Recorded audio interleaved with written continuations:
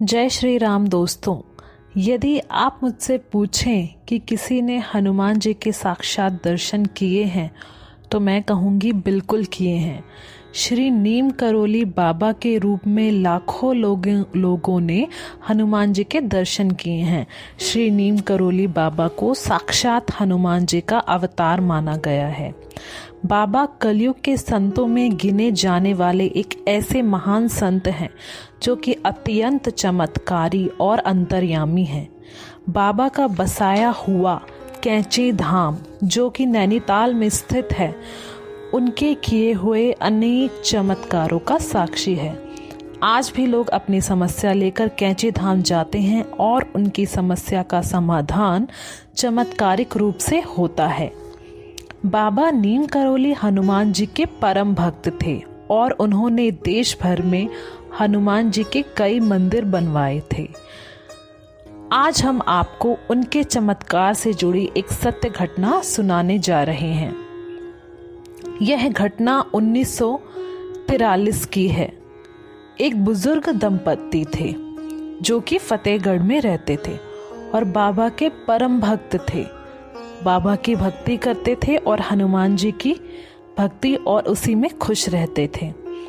उन दंपत्ति का इकलौता पुत्र था जो कि ब्रिटिश फौज में सैनिक था और दूसरे विश्व युद्ध के वक्त बर्मा फ्रंट पर तैनात था।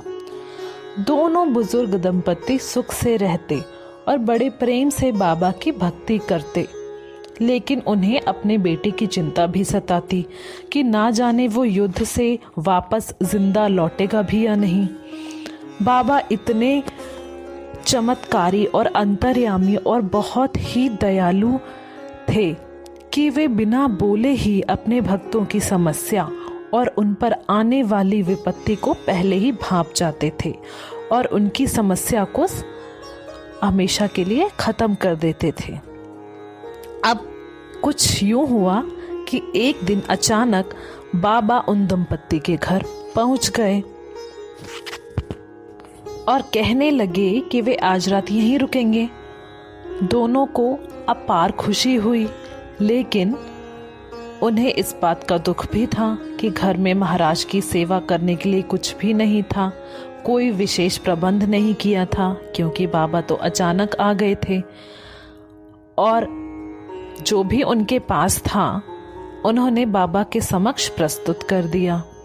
जो भी था बड़े प्रेम से उनके लिए खाने पीने के लिए बनाया और उनके सामने प्रस्तुत किया।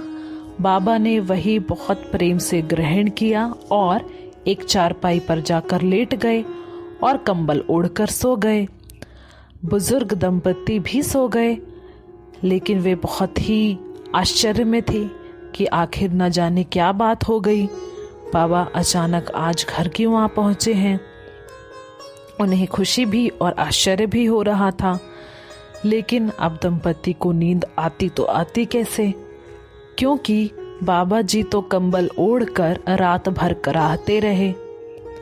ऐसे में उन्हें नींद कैसे आती। वे वहीं बैठे रहे उनकी चारपाई के पास और बस इसी चिंता में डूबे रहे कि ना जाने बाबा को आखिर हुआ क्या है। उन्होंने बाबा से कुछ ना बोला, लेकिन वहीं बैठे रहे उनके पास ही।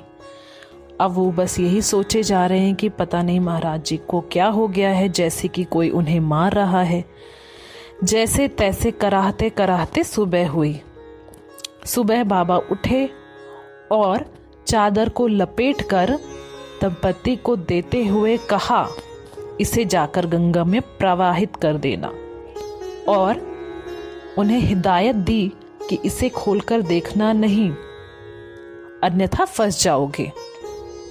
दोनों ने बाबा की आज्ञा का पालन किया। हुए बाबा ने कहा कि चिंता मत करना, महीने भर में आपका बेटा लौट आएगा। जब वे चादर लेकर नदी की ओर जा रहे थे तो उन्होंने महसूस किया कि इसमें लोहे का सामान रखा हुआ है। ये भी आश्चर्य हुआ, लेकिन बाबा ने तो हमें खाली चादर ही दी थी हमारे सामने लपेटकर। अब इसके अंदर ना जाने ये भारी भरकम वज़न कैसे आ गया, ये लोहे का सामान कैसे आ गया। वे बहुत हैरान। खैर, उन्होंने सोचा हमें क्या करना, हमें तो बाबा की आज्ञा का पालन करना है। तो उन्होंने वो चादर वैसी की वैसी ही नदी में प्रवाहित कर दी। फिर लगभग 1 महीने के बाद बुजुर्ग दंपति का इकलौता बेटा बर्मा फ्रंट पे जो कि तैनात था, वो वहां से लौट आया। उसे देखकर दोनों बुजुर्ग दंपति खुश हो गए।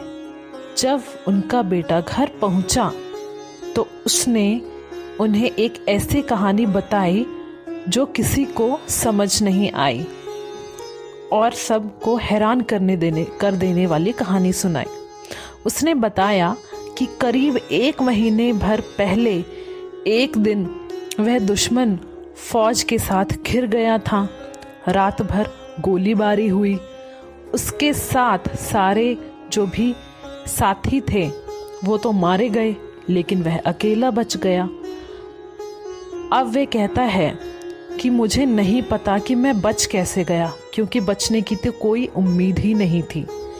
उस गोलीबारी में उसे एक भी गोली नहीं लगी। वह बहुत ही हैरान था और भगवान का लाख लाख उसने धन्यवाद किया। रात भर वह जापानी दुश्मनों के बीच जिंदा बचा रहा। सुबह जब और अधिक ब्रिटिश टुकड़ी आई तो उसकी जान में जान आई। यह वही रात थी जिस रात नीम के बाबा उस बुजुर्ग दंपति पर रुके थे और उस युद्ध में चल रही गोलियों को अपने ऊपर और उन बेटे की जान बचाई दूर बैठे हुए। तो कैसे आपको उनके चमत्कार की यह सत्य घटना, लोगों ने उनके अनेकों चमत्कारों को महसूस किया है और आज भी वे अनेक चमत्कार करते हैं। जो भी श्रद्धा के साथ और विश्वास के साथ के धाम जाए, बाबा उसकी सारी मुश्किलें दूर कर देते हैं। तो प्लीज़ आपको ये कहानी कैसी लगी आप हमें कमेंट करके बताएं और इसको ज़्यादा से ज़्यादा लोगों के साथ शेयर करें, लाइक करें और मेरे चैनल को सब्सक्राइब करें। धन्यवाद।